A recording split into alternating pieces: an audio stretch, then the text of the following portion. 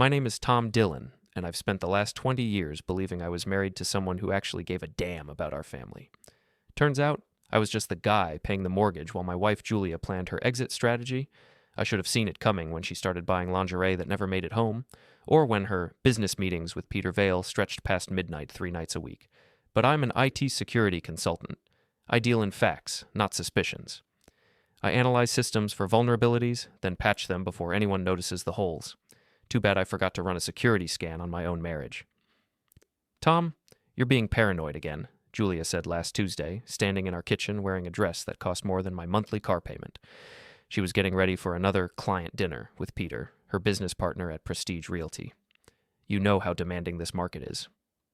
I watched her apply lipstick in the reflection of our microwave door. Red. She never wore red for me anymore. Sure thing, honey. Just seems like you and Peter have been working a lot of late nights lately. She turned, and for just a moment, I caught something in her eyes. Not guilt. Julia was too smart for guilt. It was calculation. The same look she got when she was pricing a house she knew she could flip for double. Peter's helping me close the Morrison deal. It's worth 6 figures in commission, Tom. I thought you'd be happy about the extra income. Our daughter Emma walked into the kitchen, grabbing an apple from the counter. At 17, she had Julia's sharp features, but my stubborn streak. She gave her mother's outfit a once-over and raised an eyebrow. Nice dress, Mom. Very professional. Julia's smile tightened. Thank you, sweetheart. Emma bit into her apple with a crunch that sounded like a judge's gavel. Dad, can you help me with my calculus homework later? Of course. I'll be here all evening. The emphasis wasn't lost on anyone in the room. Julia grabbed her purse, a new Coach bag I definitely hadn't bought, and headed for the door. Don't wait up, she called over her shoulder. Emma waited until she heard the garage door close before turning to me. Dad, you know she's lying, right? Emma, I'm not stupid, neither are you. She tossed the apple core into the trash with perfect aim. Mrs. Hendricks saw Mom and Mr. Vale at Chez Laurent last week. They weren't talking about real estate. Mrs. Hendricks was our neighbor, a retired teacher with eyes like a hawk and a memory like a steel trap. If she saw something, it happened.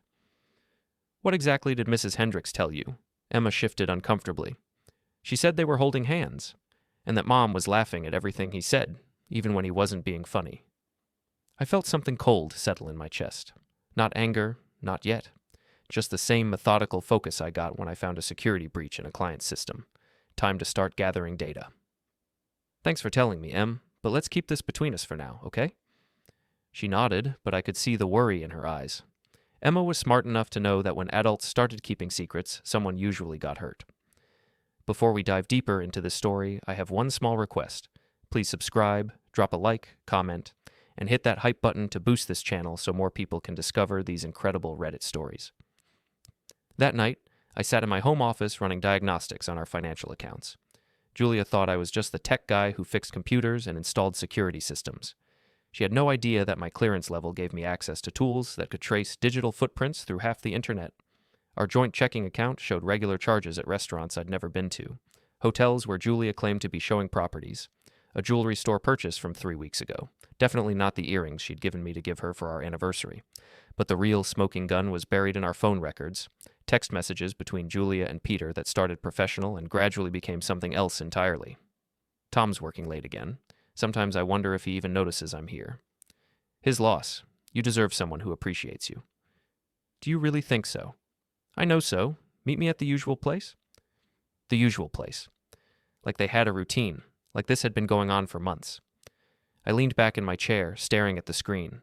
20 years of marriage. 2 kids. A house we'd built together, literally. I'd done most of the renovation work myself, while Julia picked out paint colors and argued with contractors. My phone buzzed, a text from Julia. Deal's taking longer than expected. Probably won't be home until very late. Love you. Love you. 3 little words that used to mean everything and now felt like a slap in the face. I opened a new browser window and started researching divorce attorneys. Not because I was ready to file, not yet, but because I needed to understand the battlefield before the war started. What I found made my stomach turn. In our state, adultery was grounds for divorce, but proving it was expensive and messy. Julia would get half of everything regardless. The house, my retirement accounts, even my business assets. She could walk away from our marriage with a smile and a check. while I started over at 41 with nothing but my laptop and a wounded pride. Unless I got creative. I'd spent my entire career thinking 3 moves ahead of hackers and corporate spies, people who thought they were smarter than everyone else, who believed they could take what they wanted without consequences. Julia was about to learn that I was very, very good at my job.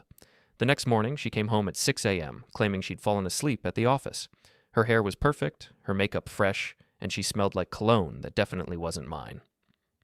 "How was your meeting?" I asked, handing her a cup of coffee. "Productive.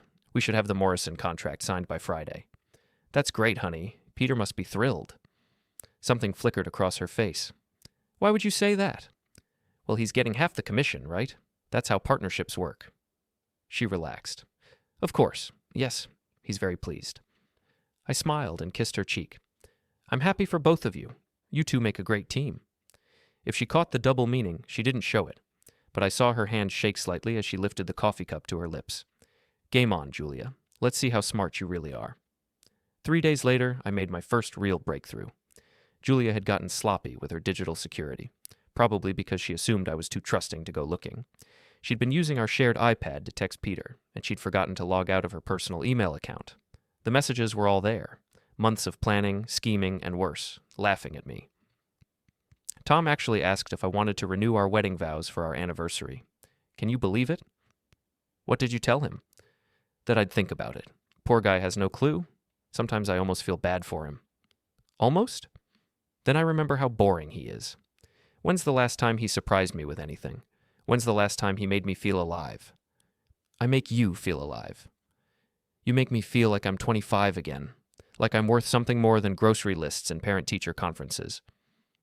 I had to stop reading. My hands were shaking, and I was afraid I might put my fist through the screen. But I forced myself to keep going. If I was going to fight this battle, I needed ammunition. The next email was from Julia's lawyer, a woman named Victoria Reeves, who specialized in high-asset divorce proceedings. The consultation was scheduled for next Thursday. Julia was already 3 steps ahead of me, planning her exit strategy while I was still trying to figure out if I was imagining things. But the final email was the one that changed everything. It was from Peter to Julia, sent just 2 days ago. "Spoke to my guy at First National. He says if you can get access to Tom's safe deposit box before he knows what's happening, we can clean out anything valuable and claim it was part of your joint assets. Once it's gone, he can't prove it ever existed." "How do I get access?" "Emergency spousal access form. Say you lost your key and need to retrieve important documents. I'll have Victoria draw up a court order if the bank gives you trouble. By the time Tom realizes what happened, we'll be long gone." My safe deposit box. The one Julia didn't even know existed until 6 months ago, when I'd mentioned it in passing during a conversation about estate planning. The one that contained the inheritance from my grandfather. Not money, but something much more valuable. Documents, photographs, evidence of a family secret that could destroy Julia's precious reputation and social standing if it ever came to light. She thought she was stealing my money. Instead, she was about to hand me the perfect weapon for revenge. I sat back in my chair and started laughing. Not because anything was funny, but because Julia had just made the biggest mistake of her life. She wanted to play games? Fine. But she was about to learn that I didn't just fix security systems, I designed them. And the trap I was about to set would be absolutely beautiful in its simplicity. I opened a new document and started typing. If Julia wanted access to my safe deposit box, she was going to get it. But first, I had some preparations to make. The inheritance she was so eager to steal? It was about to become the bait in the most satisfying con game I'd ever run. I picked up my phone and called my old friend David Martinez, a former police detective who now ran a private investigation firm. If Julia wanted to play dirty, I was going to need someone who understood the rules. "Dave, it's Tom Dillon. I need a favor, and it's going to sound crazy. But I promise you, it'll be worth your time." "I'm listening." "How would you like to help me catch my wife stealing from me, humiliate her boyfriend, and make sure they both get exactly what they deserve?" There was a pause. Then Dave started laughing. "Tom, I've been waiting 20 years for you to ask me something interesting. When do we start?" Dave Martinez hadn't changed much since our college days. Still built like a linebacker. Still had that cop's way of seeing through people's lies before they finished telling them. We met at Murphy's Bar, a dive on the wrong side of town where nobody from Julia's social circle would ever set foot. "So, let me get this straight," Dave said, nursing his beer. "Your wife is planning to rob your safe deposit box, run off with her boyfriend, and leave you holding the bag for 20 years of marriage." "That's the short version, yeah." "And you want to let her do it?" I want to let her try. There's a difference. Dave grinned. Okay, I'm interested. What's really in the box? I pulled out a manila envelope and slid it across the table. See for yourself. He opened it and whistled low. Tom, where did you get these? My grandfather left them to me when he passed. Took me years to figure out what they meant, and even longer to decide what to do with them. The photographs were old, black and white, but the faces were clear enough.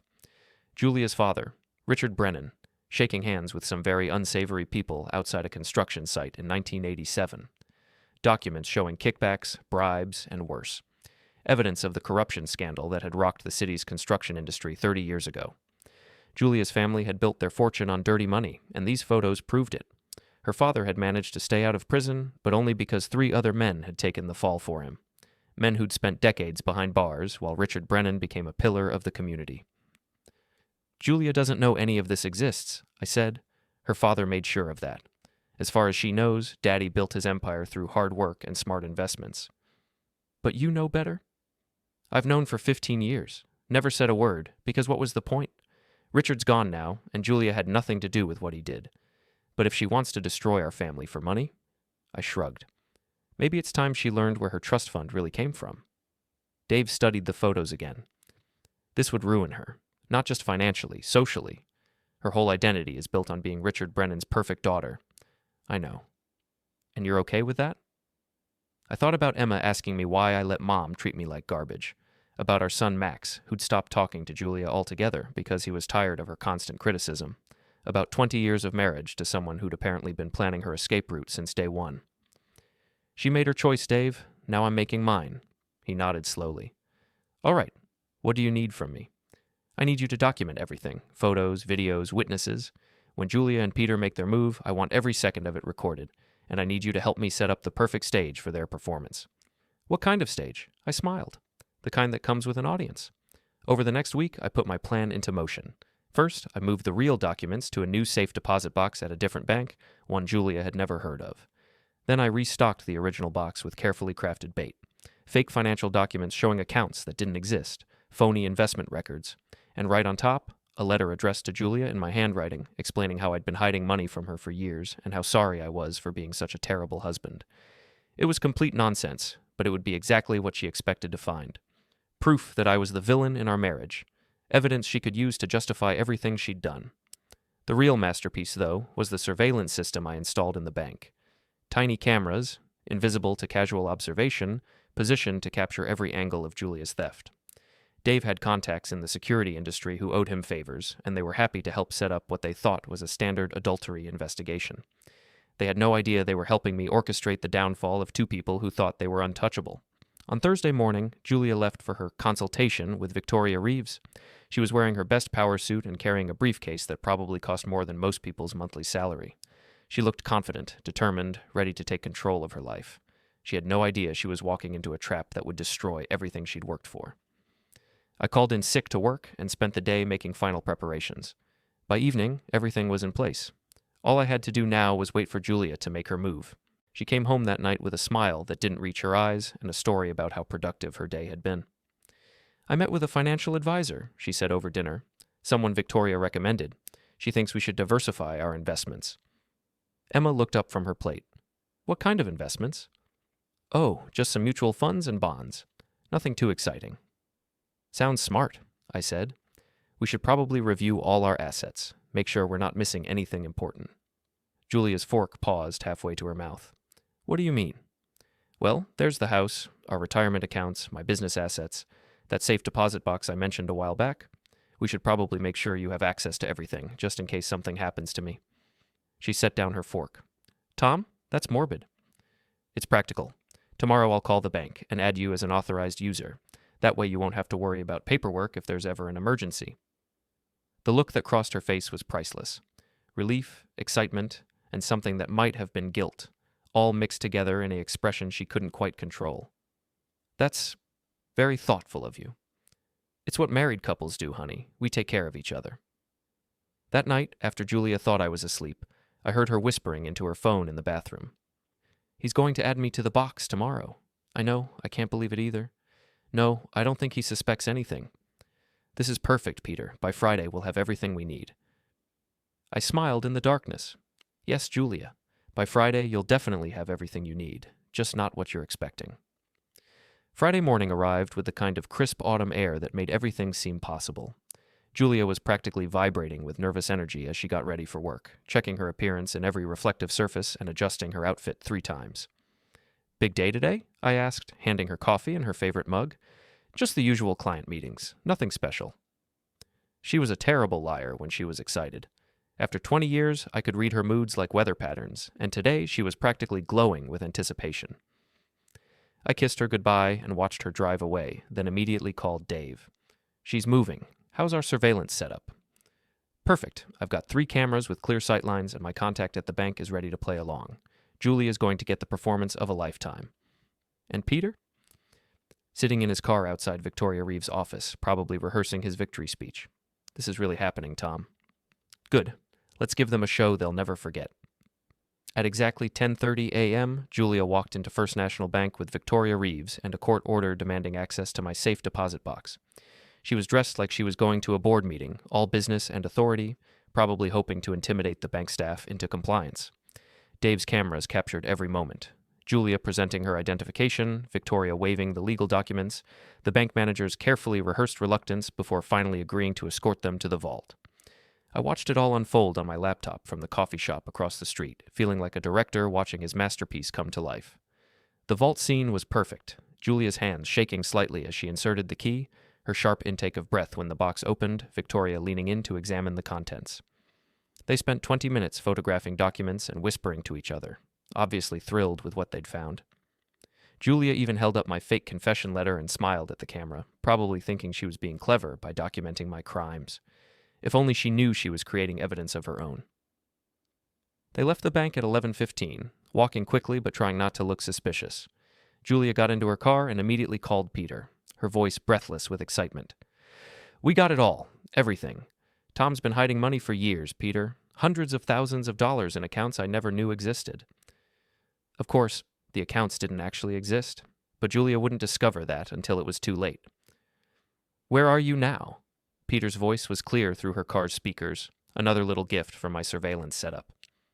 Driving to your place. Victoria wants to review everything before we make our next move. Julia, you're amazing. I can't believe we pulled this off. I can't believe Tom was stupid enough to make it this easy. I had to give her credit. She was right about that part. I had made it easy, just not in the way she thought. At 2 p.m., Julia, Peter, and Victoria gathered in Peter's downtown condo to celebrate their victory. Dave had positioned himself in the building across the street with a telephoto lens, capturing photos of their champagne toast and their careful examination of the stolen documents. They spent 3 hours planning their next moves, dividing up assets that didn't exist, and making arrangements to transfer money that wasn't there. Victoria was already drafting divorce papers, confident that Julia held all the cards. Meanwhile, I was putting the finishing touches on my own legal strategy. The real documents, the ones that could destroy Julia's family reputation, were safely locked away. But more importantly, I now had video evidence of Julia committing theft, conspiracy, and fraud. She'd handed me everything I needed to not only win our divorce, but to make sure she left with nothing. At 6 p.m., Julia came home with another fake story about client meetings and property showings.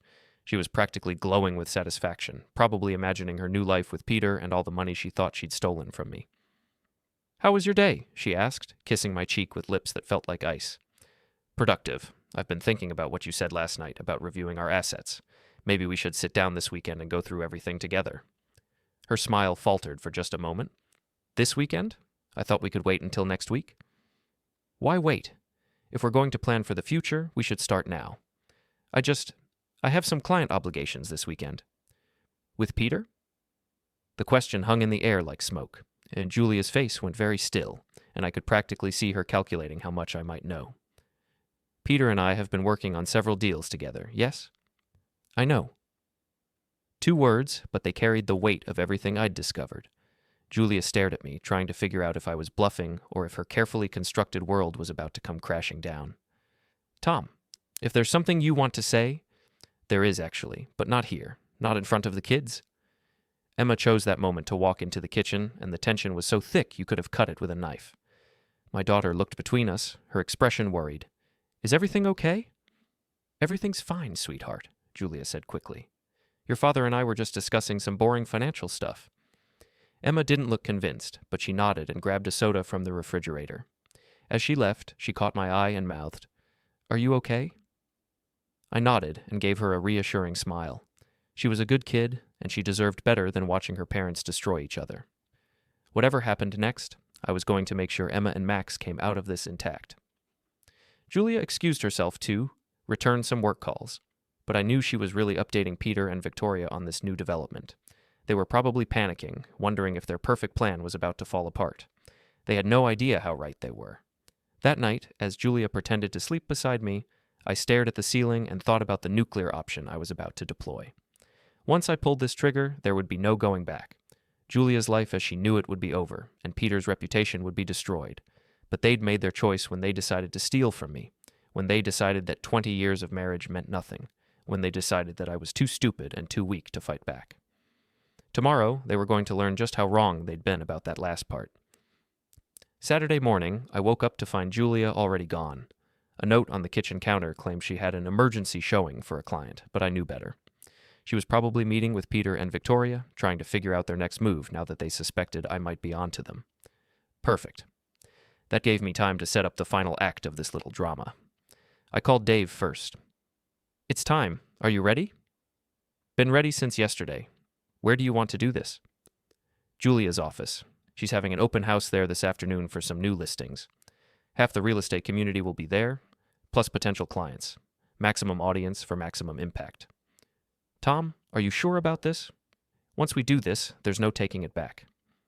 I thought about the fake confession letter Julia had stolen, about her plans to take everything I'd worked for, about the champagne toast she'd shared with Peter while celebrating my destruction. "I'm sure." The next call was to Victoria Reeves's office. I identified myself as Julia's husband and said I needed to discuss some urgent legal matters related to our marriage. Her secretary scheduled me for 2 p.m., right before Julia's open house. Then I called Peter Vale directly. "Peter, it's Tom Dillon. I think we need to talk." There was a long pause.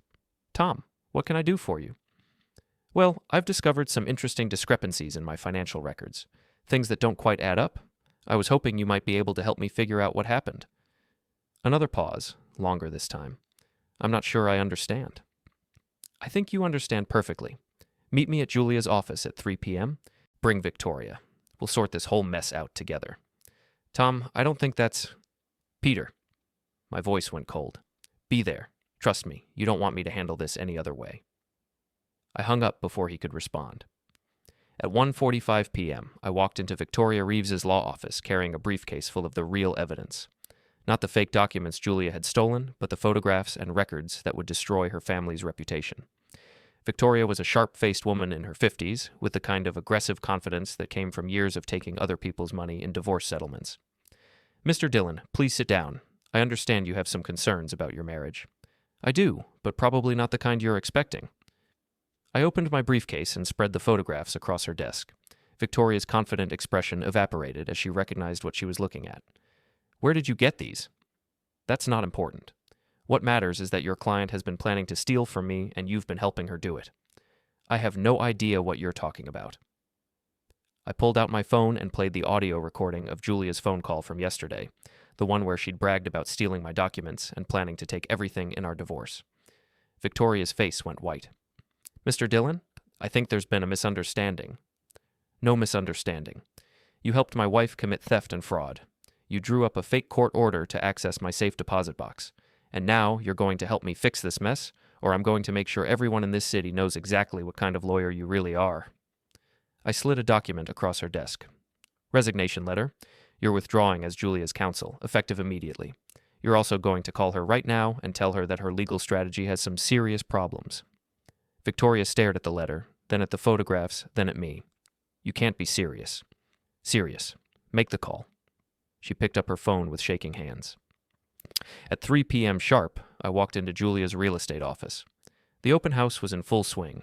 Dozens of well-dressed potential buyers and real estate agents mingling around displays of luxury properties, sipping wine and making small talk about market trends and investment opportunities. Julia was holding court near the back of the room, surrounded by admirers and looking absolutely radiant in a designer dress that probably cost more than most people's rent.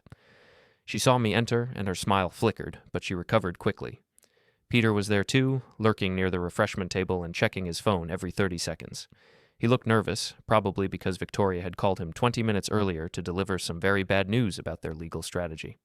I made my way through the crowd, shaking hands and making polite conversation with people I'd met at various social functions over the years.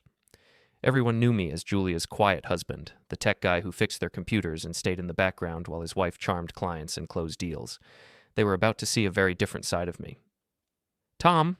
Julia's voice was bright and artificially cheerful. "Everyone, you know my husband Tom. He's the one who keeps all our technology running smoothly." Polite laughter from the crowd. I smiled and nodded, playing the role of the supportive spouse for just a few more minutes. "Actually, Julia, I was hoping we could have a quick word. There's something important we need to discuss." Her smile tightened. "Can't it wait? I'm in the middle of... It really can't wait." I pulled out my phone and connected it to the office's presentation system. In fact, I think everyone here should hear this. The room went quiet as Julia's voice filled the speakers, crystal clear and unmistakably hers. "We got it all. Everything. Tom's been hiding money for years, Peter. Hundreds of thousands of dollars in accounts I never knew existed." Gasps from the crowd. Julia's face went from confusion to horror as she realized what was happening. "I can't believe Tom was stupid enough to make it this easy." More audio followed. Peter's voice, Victoria's legal advice, detailed plans for dividing up assets they'd stolen from me. The room was silent, except for the damning evidence of their conspiracy playing through the sound system. When the recording ended, I looked around at the shocked faces of Julia's colleagues and clients. "Ladies and gentlemen, I want you all to know that my wife and her business partner have been planning to defraud me out of everything I own. They broke into my safe deposit box yesterday using forged legal documents, and they've been planning to destroy our family for their own financial gain." Julia found her voice. "Tom, you don't understand." "I understand perfectly." I pulled out the photographs, not the ones that would destroy her father's reputation, but pictures of her and Peter together, holding hands at restaurants, kissing in his car, celebrating their theft with champagne toasts. "I understand that you've been lying to me for months. I understand that you've been stealing from our family. And I understand that you thought I was too stupid to figure it out." Peter tried to slip toward the exit, but Dave Martinez stepped through the doorway and blocked his path. My old friend was carrying a badge and had the kind of presence that made people think twice about running. "Going somewhere, Peter?" "This is harassment," Peter stammered. "You can't just..." "Actually, we can." Dave held up a warrant. "Theft, fraud, conspiracy, and a few other charges. You're both under arrest." The crowd erupted in whispers and shocked conversations. Julia's carefully constructed world was collapsing in real time, in front of everyone she'd worked so hard to impress. "Tom? Please?" she whispered, grabbing my arm. "We can work this out. We can fix this." I looked down at her hand on my sleeve, then into her eyes. For just a moment, I saw the woman I'd married 20 years ago, scared and desperate and finally understanding that actions have consequences. But then I remembered the champagne toast, the laughter, the way she'd called me stupid for trusting her. "No, Julia, we can't fix this. You made sure of that when you decided to steal from me instead of just asking for a divorce." Dave stepped forward with handcuffs. "Julia Dillon, Peter Vale, you're under arrest for theft, fraud, and conspiracy. You have the right to remain silent." As he read them their rights, I looked around the room at the faces of Julia's colleagues. Some looked shocked, others disgusted, a few seemed almost satisfied. Apparently Julia hadn't been as popular as she'd thought. "I want everyone here to know," I said, raising my voice above the murmur of conversation, "that I tried to save my marriage. I would have worked with Julia to fix our problems, but she chose to lie, steal, and betray our family instead. She made her choice, and now she gets to live with the consequences." Julia was crying now, mascara running down her cheeks as Dave led her toward the door. She looked back at me one last time, and I saw something I'd never seen before in her eyes. Respect. Too late, but finally there. Peter was arguing with Dave about his rights and demanding to call his lawyer, but nobody was listening. His reputation in the real estate community was finished, and he knew it. As they were led away, I turned to address the room one final time. "The open house is over, folks, but if anyone needs a good IT security consultant, I'm available. Turns out I'm very good at catching people who think they're smarter than everyone else." A few people actually laughed. Most just stared. I packed up my phone, straightened my tie, and walked out of Julia's office for the last time. Dave was waiting by his car, grinning like he'd just won the lottery. "Tom, That was beautiful. Absolutely beautiful. It's not over yet. Julia's going to try to make a deal, claim she was coerced or manipulated. Peter's going to throw her under the bus to save himself, and Victoria's going to pretend she never knew what they were really planning. Let them try. We've got everything documented. Photos, audio, video, witnesses, they're finished. I looked back at the office building where Julia had built her career, where she'd made the connections and reputation that had meant more to her than our marriage. Yeah, they are. That evening, I sat in my kitchen with Emma and Max, explaining as gently as I could what had happened and what it meant for our family. They took it better than I'd expected. Apparently, they'd both known something was wrong for months. "Are you okay, Dad?" Emma asked. "I'm getting there, sweetheart. It's going to be different for a while, but we'll figure it out." "Good," Max said quietly. "She was making you miserable." Out of the mouths of babes. Later that night, alone in the house that felt bigger and quieter without Julia's constant presence, I opened a beer and sat on my back porch looking at the stars. 20 years of marriage, over in a single afternoon. 2 people I'd trusted, destroyed by their own greed and arrogance. A family broken apart because someone thought they deserved more than they'd earned. But for the first time in months, I felt like I could breathe freely. Julia had been right about one thing. I had been stupid. Stupid for trusting her, stupid for believing her lies, stupid for thinking she actually cared about our family. But I'd learned from my mistakes, and I'd made sure she learned from hers too. My phone buzzed with a text from Dave. "Julia's asking to make a deal. Wants to testify against Peter in exchange for reduced charges. Interested?" I thought about it for exactly 30 seconds, then typed back, "No deals. She made her bed, she can lie in it." Justice was a beautiful thing when it finally arrived. And sometimes the best revenge was simply letting people face the consequences of their own choices. I finished my beer, turned off the porch light, and went inside to start planning the rest of my life. A life without lies, without betrayal, without someone who thought I was too stupid to fight back. It was going to be a very good life indeed.